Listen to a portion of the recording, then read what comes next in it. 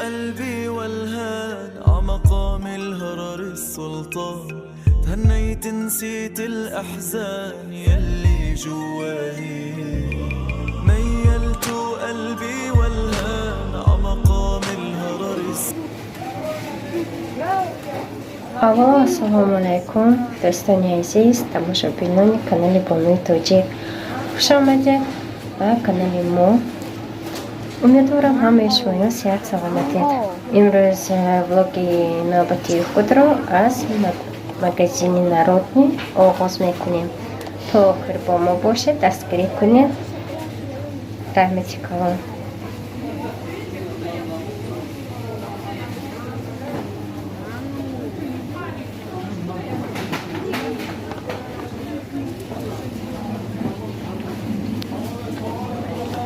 اینجا عدل کافه ها به نهایت ارزان.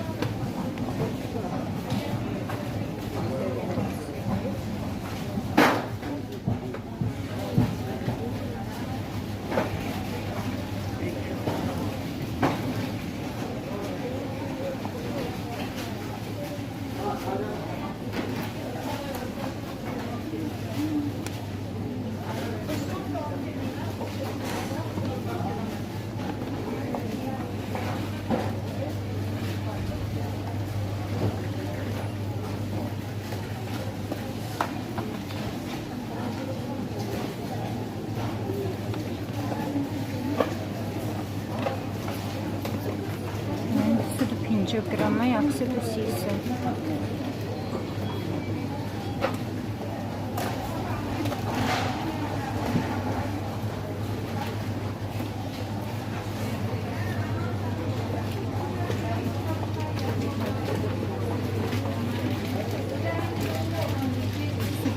Грамма на лаксе. 405 грамма яксы да хофтотса.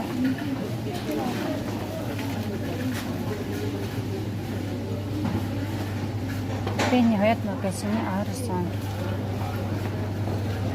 این کام کتاب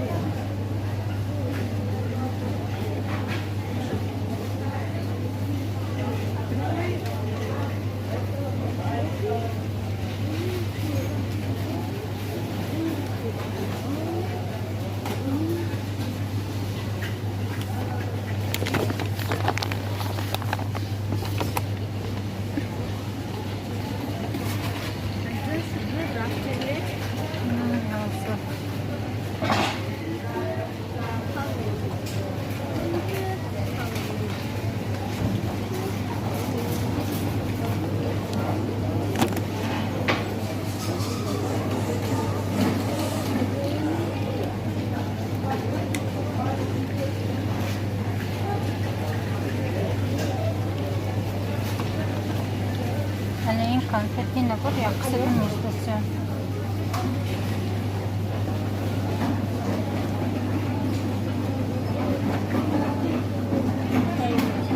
این نرخش 240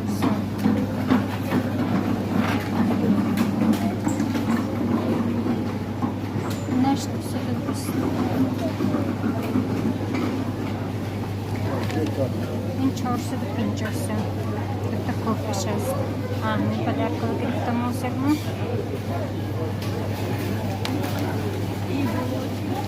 Инжа шоколад баш.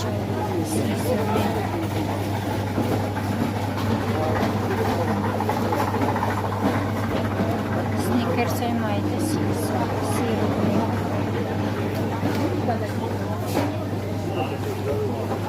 Шоколад тоже.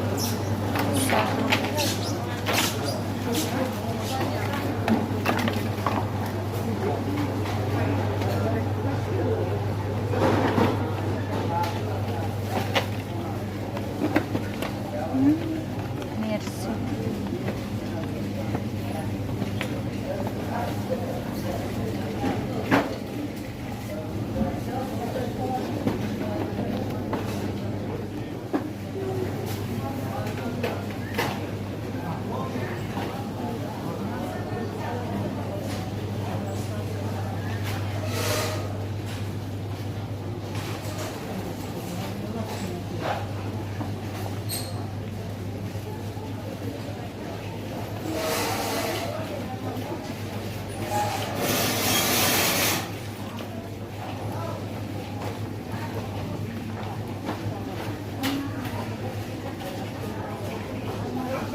رفتیم یه همون یوتیوب تو اون باور میکنه ده این ماگزینان چیزی تو کشم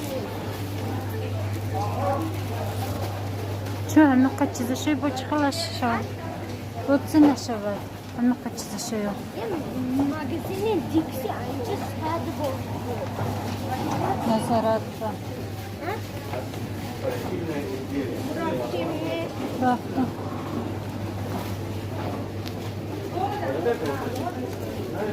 وافلی گریم انا همین خیلی دکو هست نرخونه‌اش من چخیل که میبینید کачествоش هم ناقص بود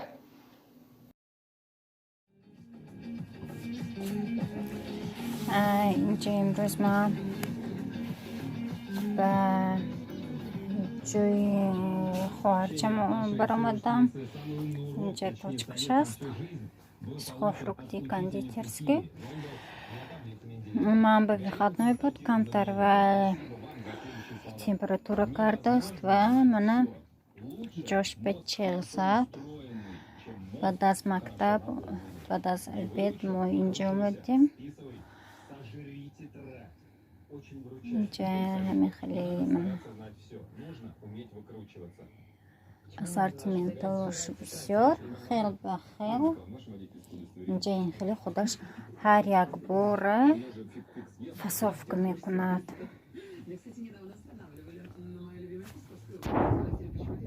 خیلی упаковка چوکره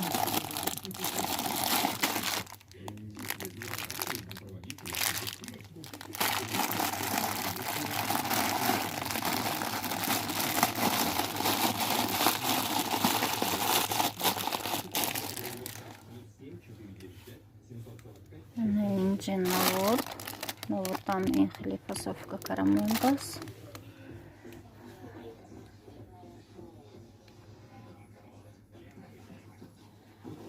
اینجا قند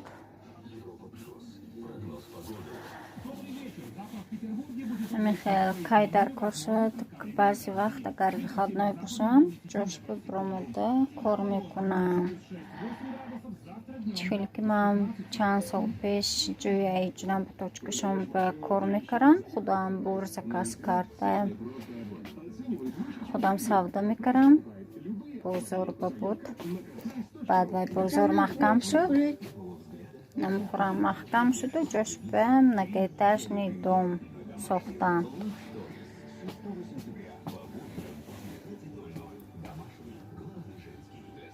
اینجا پیچینی ها این ویترین و اینجا سودا نمیکند نمیفروشد مرملاد ها هست اینجا راحت بکن این خلاکای 3000 کلینتاش هست آنها تایار کرده گرامگی این میفروشد بعد چای من اینشم خوشگاه بسیار عجیب اومده است اینجور چخیل اینجا финики клёква, вишня вяленая, манго, макадамия, кишью, курага. Корзинка чебет, сипо.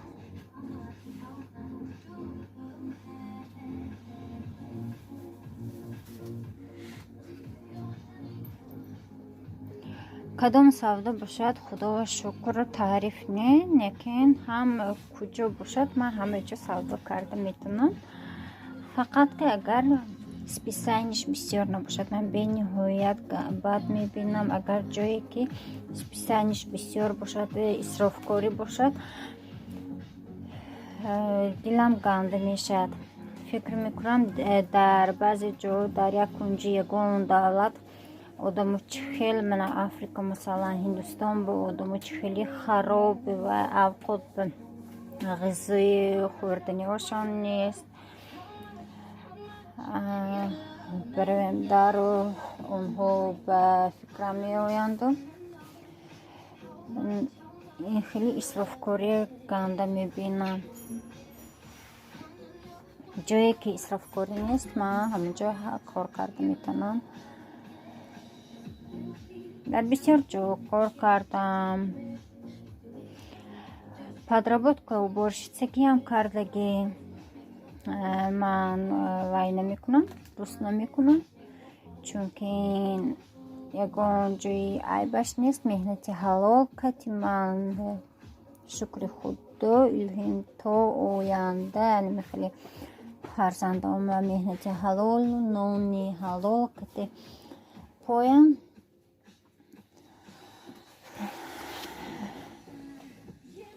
خیلی овощи, фрукты هم کمتر کار کردم. белорусский магазин به کار کردم. کالباسه تماما نخورم. اکنون کالباسه سوسیسکا اینقدر آبتن نباشتم. خیر کار کردم. اکنون کمتون کاسه بدم سطفویش کار کردم میتونم. خدا شکر یگانی دسته نشده. سالدو و پول کتی نقص کار کرده میتونم. اینجا این خیلی فسافکه کرده موندگی کیلو بای اینها اپتوی نرخش акция شده میستد. هر هفته به فکرم اگر خطا نکنم акцияш نشده میستد. макадамия اینجا کیلوش 750 оптовая цена, а розничная цена бошад на вес 900 рублей. اینجا фисташка 730, а اونجا бошад 1000 рублей. 270 рублей فرقش هست. اگر کنفیتو کمتر کهنه‌تر شدگی باشد انا میخوام کرده فسافکه کرده 25 روبلی 250 گرمش میفروشه.